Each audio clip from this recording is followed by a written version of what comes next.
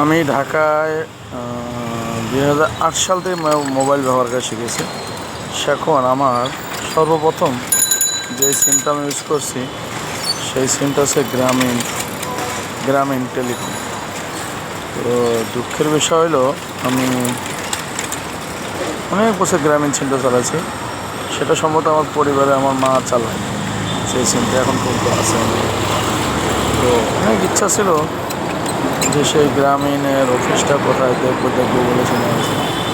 তো আল্লাহর কি নিয়তি যে আজকে অনেকবারই আসা হয়েছে, তো কখনো মনোযোগ দিয়ে দেখে না। আজকে আমি সেই গ্রামীণ ফোনের হেড অফিস, যেটা বসুন্ধরা যমুনা ফিচার রোড থেকে ভিতরে বসুন্ধরা, সেখানে আজকে আছে। আপনাদেরও দেখাচ্ছি সেই বসুন্ধরার অফিসটা।